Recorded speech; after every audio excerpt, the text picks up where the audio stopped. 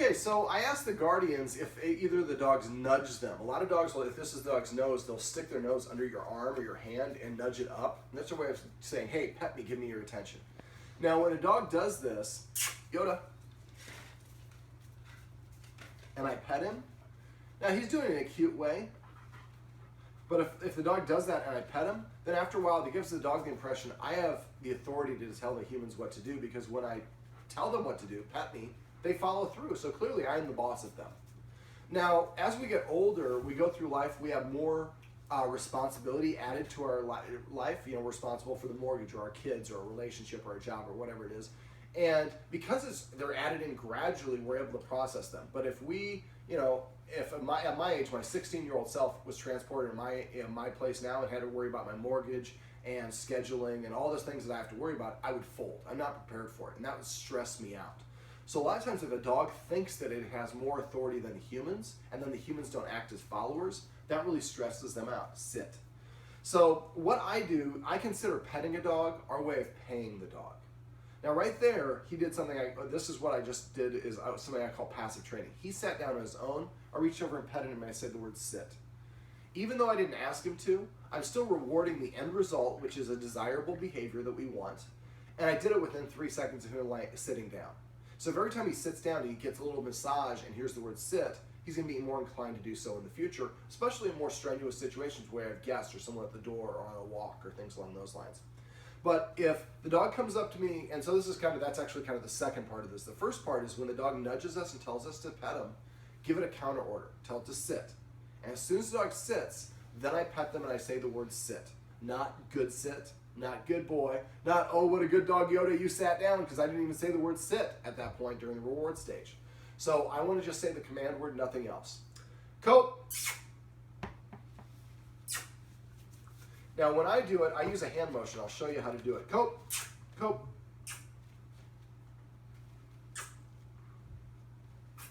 Coat. Coat. Copenhagen. Coat. Sit. Sit. Come here. I should have pulled some treats out. Sit. Coat. Come here, buddy. Sit. Oh, we'll use this. Sit. Oh, that didn't quite work the way that I wanted. Let's try it. Do you want a treat? Sit. No, I got some. There. So I usually hold my hand like this because it looks like I have a treat. Sit.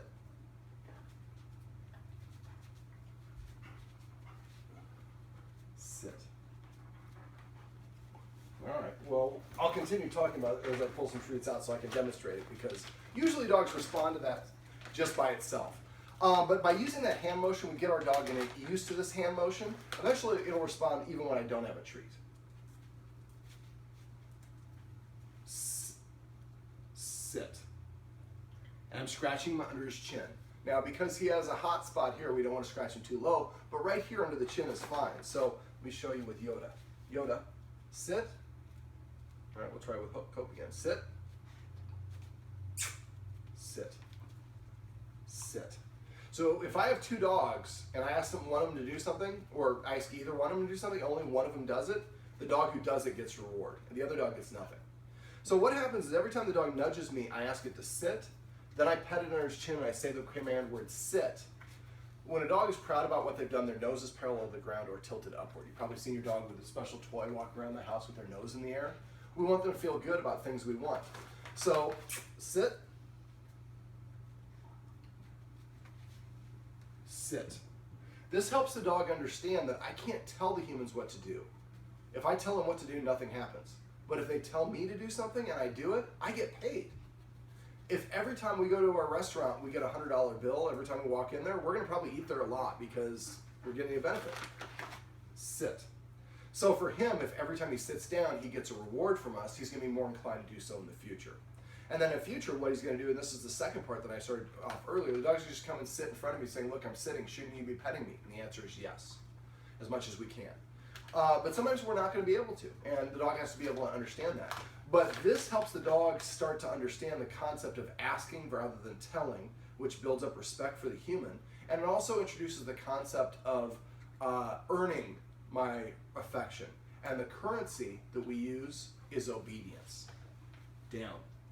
So every time the dog sits, we pet it and say the word down, or sit. Every time it lays down, we pet it and say down or crash or whatever our command word is. Every time it comes to us, we pet it and say come, even if we didn't ask it. After a while, when we ask the dog to come, it'll remember. Every time I come, I hear the word come, I get a reward, I'm going to be more inclined to do so in the future. Petting with a purpose is probably the easiest thing that you can do that will have the biggest bang or return on investment versus the time invested. Now, what I would recommend is you don't pet your dogs at all, under any circumstances, anymore, unless they do something to earn it first. Asking them to sit is not that much. So, if they're already sitting, ask them to lie down. If he's sitting here, ask him to come and sit over here. He just has to change his state. After that, you can pet him for an hour. But in order to start petting him, he's got to earn it by doing something to a desired command, and then we're going to pet him with a purpose.